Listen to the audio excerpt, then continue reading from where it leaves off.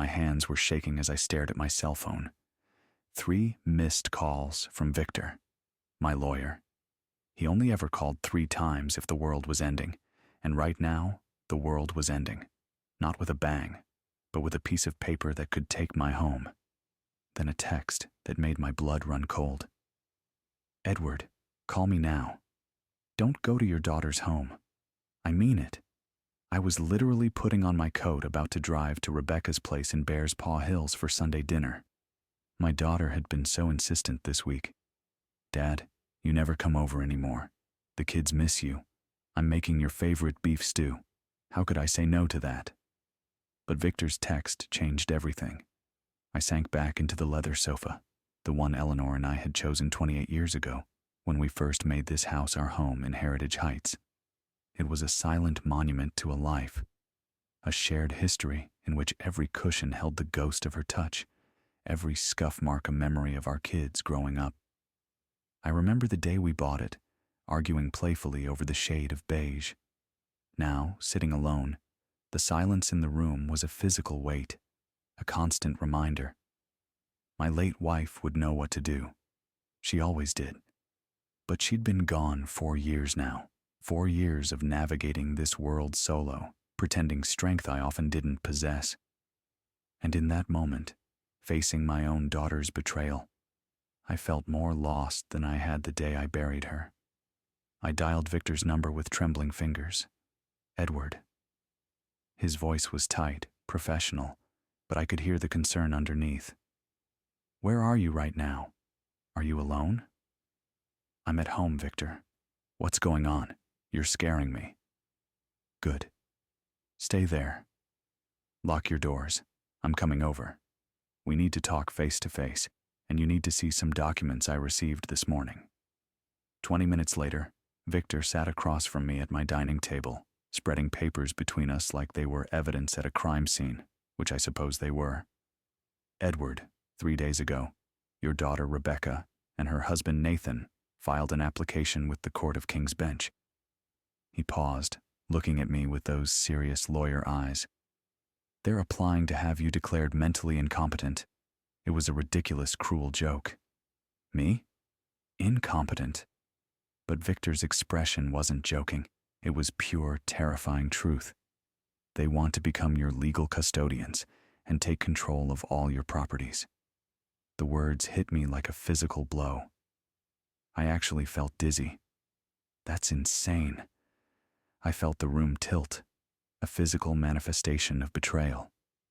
This wasn't just a legal maneuver. It was a targeted hit. They weren't protecting me. They were stripping me bare. My mind raced, trying to find a corner of the world where this made sense, where my own flesh and blood would choose a number over a life. I'm 73 years old, not 97. I volunteer at the soup kitchen. I manage my own investments. I just renewed my driver's license last month without any issues. My voice was rising, panic creeping in. Why would they do this? Victor slid another document toward me. Because of this, your house is now worth approximately $3.1 million. Your investment portfolio is valued at $2.2 million. Your pension and savings bring your total fortune to just over $6.5 million. That money wasn't just a number. It was my life's breath, the security I'd promised Eleanor on her deathbed, the foundation of my independence. I knew I was comfortable. Eleanor and I had worked hard, saved carefully, invested wisely.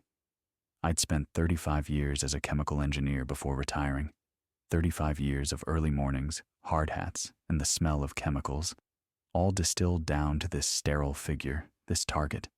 That money wasn't just a number. It was my life's breath, the security I'd promised Eleanor on her deathbed, the foundation of my independence. But hearing it laid out so clinically, so targeted, felt like an open invitation for theft. If you're invested in seeing justice served for Edward, hit that subscribe button now. You won't want to miss the shocking evidence we uncover next. But hearing it laid out like that, so clinical, so targeted. Rebecca knows about the residence value, I said slowly. We talked about the Edmonton real estate market last Christmas. She joked that I was sitting on a gold mine. It wasn't a joke, Edward. Victor opened his laptop and turned it toward me. Look at this. Your daughter and Nathan are in serious financial trouble. They bought that 5,000 SQFT residence in Bears Paw Hills 3 years ago. $820,000 mortgage. Then Nathan convinced her to invest in his business partner's blockchain startup venture. They lost $550,000. Your grandson Liam's private school costs $45,000 a year. Their property taxes alone are $28,000 annually. I stared at the screen, my mind reeling. How do you know all this? Because their financial situation is part of their application. They're arguing that they need to protect your properties from your declining mental state before you make irresponsible decisions with your money. And Edward, he looked at me with something like pity. They've been building a case against you for at least 9 months. He showed me the evidence. Photos of me at Sobeys, apparently looking confused in the cereal aisle. I was just trying to find the brand Eleanor used to buy. A statement from their family doctor, Dr. Sarah Chen, noting that I'd seemed disoriented during a checkup. I'd had a bad cold that day and forgot what medication I was already taking. A recorded conversation where I allegedly couldn't remember my own phone number. I'd been giving them my old number from before I switched to a new provider. Every normal, forgettable moment of an aging person's life, a misstep, a moment of confusion, a simple cold, had been surgically twisted, manipulated into a sinister narrative of incompetence. The search for a specific cereal, a fever from the flu, a temporary lapse in memory about an old phone number, all weaponized. It was a slow, calculated assassination of my character, my dignity, built on the very love and trust I had for my family. But this is fraud, I said, my voice hollow, a mere shadow of the man I was. This is elder abuse. The words tasted like ash. I realized then the truth of the dual grief. The pain of losing my autonomy, coupled with the crushing betrayal of my only daughter. Yes, it is. And unfortunately, Edward, it's becoming increasingly common. Adult children going after their parents' savings before they die. The courts are seeing more and more of these cases. Victor closed his laptop. The hearing is scheduled for 3 weeks from now. They moved fast, probably hoping to catch you off guard. What happens if they win? They become your legal custodians. They control your bank accounts, your investments, your house. They can sell your property, move you into assisted living, make all your medical decisions. You'd essentially lose your autonomy completely. And Edward, he leaned forward. Based on their financial situation, I'd estimate they'd have your house on the market within 4 months. The home where Eleanor and I raised Rebecca, where we hosted Christmas dinners and birthday parties, where we planted the garden together, where she, my Eleanor, took her last breath in our bedroom upstairs holding my hand. They can't do this, I whispered. Rebecca wouldn't. She's my daughter. But the cruel truth was already knocking, demanding entry. That house was my sanctuary, my final connection to the love of my life, and they were planning to tear it down. Not for need, but for greed. I'm sorry, Edward, but the evidence suggests otherwise. Victor's words didn't just state a fact. They sealed the tomb on the daughter I thought I knew. They've been planning this carefully. They waited until after you had that minor car accident last year. They documented every time you forgot a name or missed an appointment. They've been building a narrative. I remember that accident. I'd been coming home from the grocery store when a teenager ran a red light and T-boned me. The police report clearly stated I wasn't at fault. But now I understood why Rebecca had been so insistent on coming to all my doctor's appointments after that. Why she'd started taking notes on her cell phone whenever we talked. She was gathering ammunition. What do I do? The helplessness lasted only a second. I didn't survive 35 years as a chemical engineer and 4 years of grief to be destroyed by greed. I will not be stripped bare. I felt lost, betrayed, angry, and terrified all at once. Victor straightened up, his expression shifting from sympathetic to strategic. "We fight back," Victor declared, his sympathetic expression snapping into a strategic mask. "And we fight smart." But then his gaze softened. A final warning. "Edward, I need to know. Are you prepared for what this might mean? This isn't just a legal battle. This is going to tear your family apart. They wanted me there tonight for a reason, didn't they?" The realization landed like a physical blow. It wasn't about beef stew. It was about the kill. They planned to have you sign something, maybe a power of attorney document slipped in, among other papers. Just some routine financial planning, Dad. Or they might have staged something, recorded you having a confused episode to use as additional evidence. The sheer audacity of the manipulation was breathtaking. I was not just being robbed, I was being set up by the only family I had left. How could she do this to me? The words hung heavy, a judge's hammer already falling. I thought about Rebecca as a little girl, how she'd climb into my lap and ask me to read her bedtime stories. I thought of Eleanor's funeral, Rebecca holding on to me like I was her anchor. And then I thought about the text, the documents, the calculated deception. The memory was a sharp knife, carving out the part of me that still believed in her. I had to choose, the ghost of a loving daughter or the dignity of the man I still was. Tell me what we need to do. This was the true call to adventure, not the thrill of the fight, but the acceptance of the wreckage. To win my life back, I had to destroy the illusion of family I had desperately held onto. Was I ready to trade a false daughter for a true peace? I had no choice. The answer was yes. If you agree that family isn't always blood, drop a heart emoji in the comments. I had to fight for the memory of Eleanor and the man she married. I thought about Rebecca as a little girl, how she'd climb into my lap and ask me to read her bedtime stories, how she'd cried at Eleanor's funeral, holding on to me like I was her anchor, how she'd told me she loved me just last week. But then I thought about what she was trying to do now. The betrayal, the calculated deception, the willingness to destroy her own father's dignity and independence for money. Tell me what we need to do. Victor smiled, but it wasn't a happy smile. It was the smile of a lawyer who'd just been given permission to go to war. First, we're going to document everything. If you're invested in seeing justice served for Edward, hit that subscribe button now.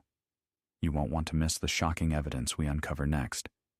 Starting now, you're going to keep a detailed journal. What you do every day, who you talk to, every coherent decision you make. First, we're going to document everything. Starting now, you're going to keep a detailed journal.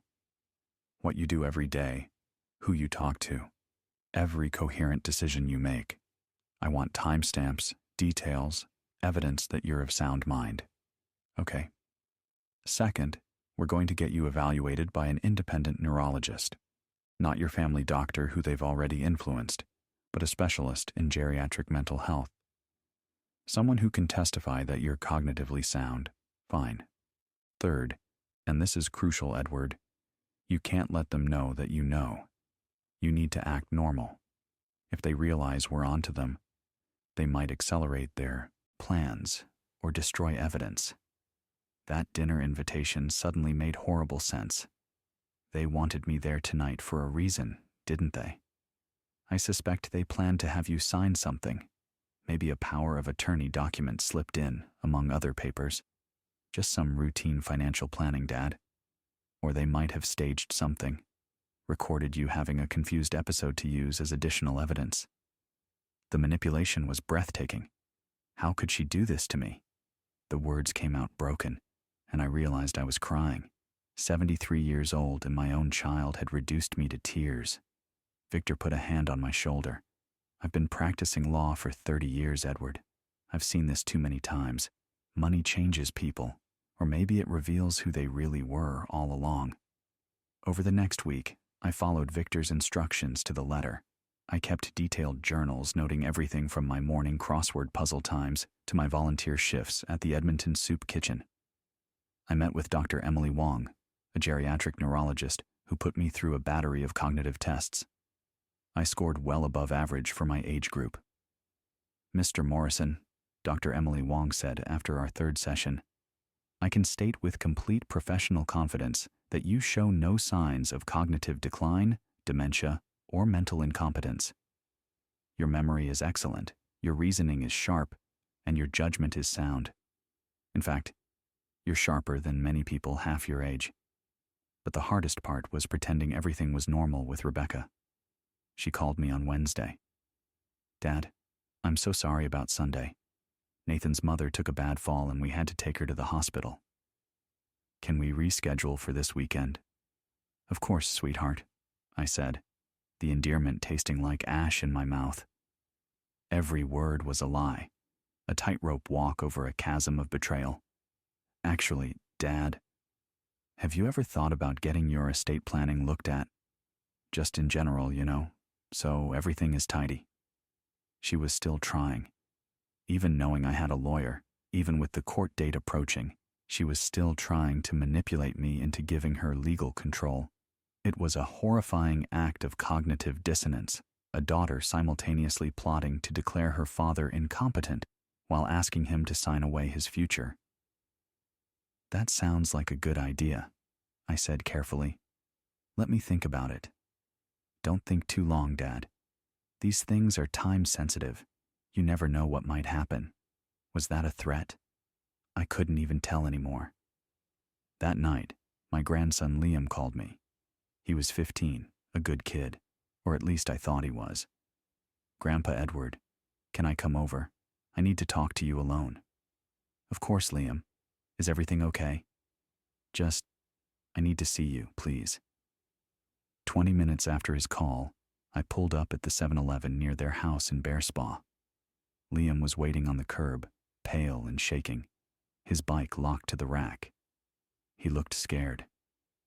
"Grandpa, I need to show you something, but you have to promise not to tell Mom and Dad that I told you." My heart sank.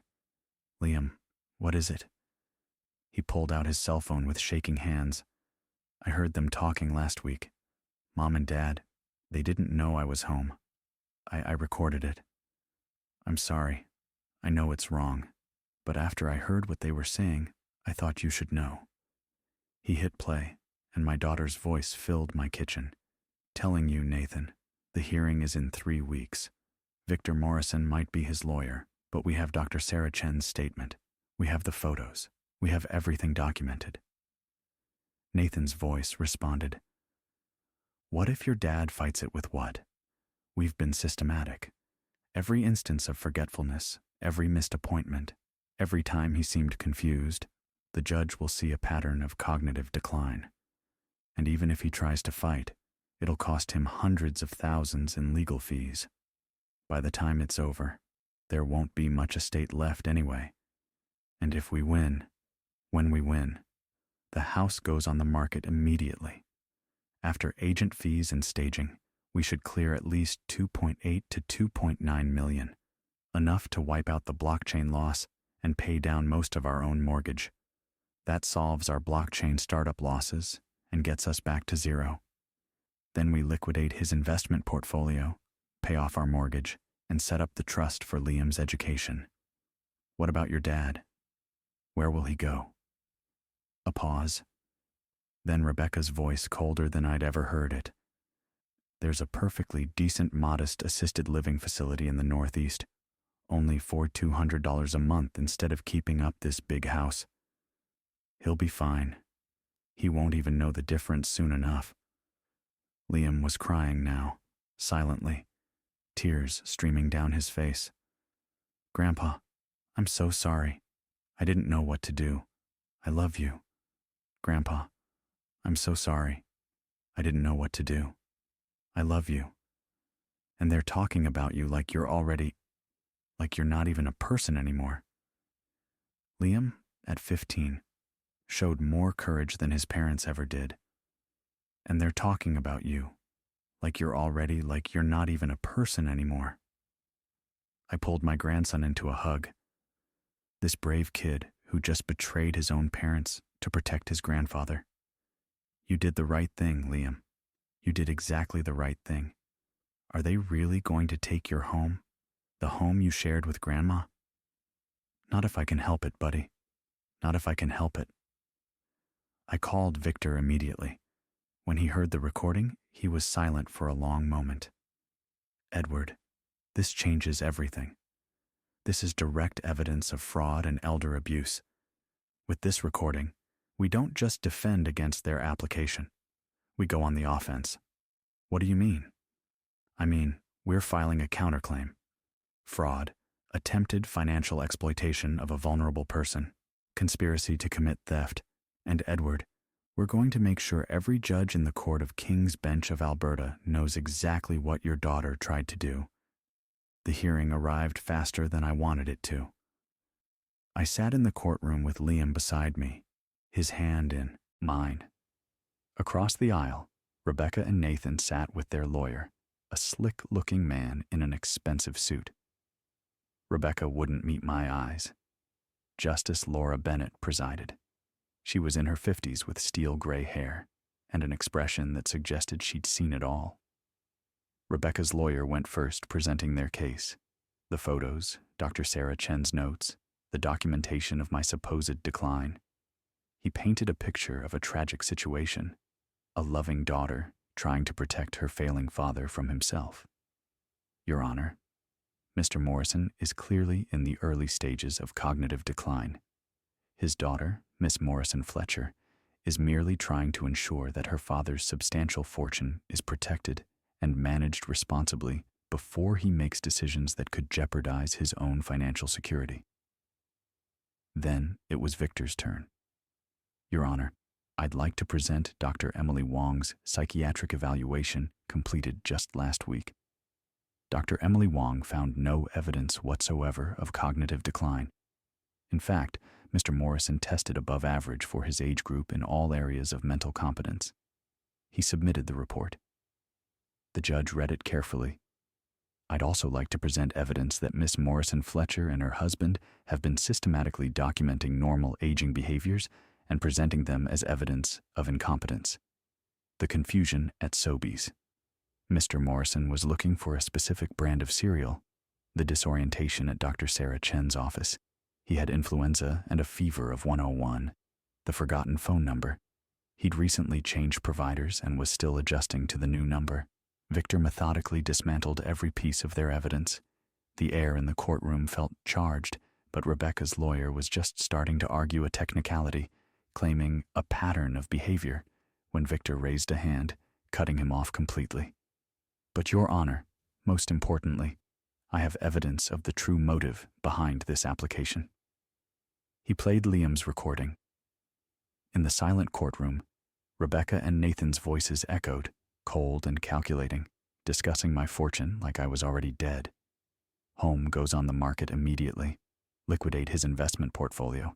He won't even know the difference soon enough. The judge's expression hardened with each word. When the recording ended, Victor continued, Your Honor, this isn't a loving daughter protecting her father. This is a premeditated attempt at financial exploitation. Miss Morrison Fletcher and her husband are in severe financial distress due to bad investments. They stand to gain over $6.5 million by having Mr. Morrison declared incompetent. They've manipulated medical records, staged photographs, and built a false narrative, all to steal their own father's life savings. Rebecca's lawyer stood quickly. Your Honor, this recording was obtained without my client's knowledge or consent. It's inadmissible. In a criminal trial, perhaps Justice Laura Bennett cut him off, but this is a civil proceeding regarding custodianship, and I'm very interested in understanding the motivations behind this application. She turned to Rebecca. Miss Morrison Fletcher, would you like to explain to me why you're discussing selling your father's home and liquidating his properties while he's sitting in this courtroom, clearly of sound mind? Rebecca opened her mouth, but no words came out. Your Honor, she finally managed. That recording was taken out of context. We were just discussing hypothetical estate planning. Hypothetical estate planning that involves putting your father in a lovely assisted living facility in Oak Ridge while you pocket nearly $2 million from selling his home. The judge's voice was ice. Miss Morrison Fletcher, I've been on this bench for 18 years. I know financial elder abuse when I see it. Justice Laura Bennett looked at the papers, her expression one of utter finality. In her eyes, I saw not pity, but the clear, cold light of justice, the very thing I had been fighting for. Then she looked directly at Rebecca and Nathan. The application is dismissed with prejudice and with costs to be paid by the applicants. Furthermore, I am granting Mr. Morrison's application for a restraining order. It wasn't just a loss of money. It was the final, total severing of the family line she'd tried to exploit. Her fate was sealed. I'm also referring this case to the Court of King's Bench of Alberta Prosecution Service for potential criminal charges of fraud and elder abuse. She turned to me, her expression softening slightly. Mr. Morrison, I'm deeply sorry for what you've experienced. No parent should have to endure what your daughter has put you through. I'm ordering that all legal fees associated with your defense be paid by the applicants. Additionally, I'm recommending that you consider updating your estate plan to protect yourself from any future attempts at manipulation. Rebecca was crying now, but they weren't tears of remorse. They were tears of someone who just lost everything. Dad, please, she called out as the court adjourned. Dad, you have to understand. I turned to look at her one last time. My daughter, the little girl I'd taught to ride a bike, who I'd walked down the aisle at her wedding, who I'd thought I'd known. I understand perfectly, Rebecca. I understand that you were willing to destroy me for money. I understand that you saw your own father not as a person, but as a state to be liquidated. I understand that the mother you claim to have loved so much would be ashamed of what you've become. Liam squeezed my hand. My grandson, who'd had the courage to do what was right, even when it meant betraying his own parents. Grandpa, can we go home now? Yes, Liam. Let's go home. As we walked out of the courthouse, Victor walked beside me. Edward, that was incredibly difficult. How are you feeling? Honestly, I don't know. In that quiet moment, standing outside the courthouse, Edward wasn't just a man who won a case. He was a soul, shattered and beginning the agonizing work of rebuilding. As a professional, I see the financial figures. $6.5 million, a $3.1 million home. But as a student of the human heart, I see the true cost, the shattering of a father's unconditional love, the profound betrayal of his final connection to his late wife. What Rebecca failed to understand is that you cannot put a price on dignity. She saw her father as an estate to be liquidated, a problem to be solved with money. But Edward, in fighting back, discovered that his real estate wasn't the house. It was the integrity, the courage, and the unwavering love for his grandson, Liam. Liam's act of betrayal toward his parents, done out of pure love for his grandfather, wasn't a loss. It was a profound testament to the goodness that still existed in that lineage. This is a stark mirror for all of us. When you look at the people you love, do you see a person or do you see a number? Edward's story teaches us that true freedom is not having millions, but having the courage to look your own flesh and blood in the eye and say, "My life is my own." If this story resonates with the chilling whisper of doubt you've been ignoring, a manipulative question, a forced suggestion, please, don't wait for the documents to be spread out like evidence at a crime scene. Have the hard conversations now. Review your legal documents. Because the greatest inheritance you can leave your loved ones is not wealth, but the example of a life lived with unwavering self-respect. The deepest, most valuable lesson here is this: your worth is not your net worth. Fight to keep your story your own.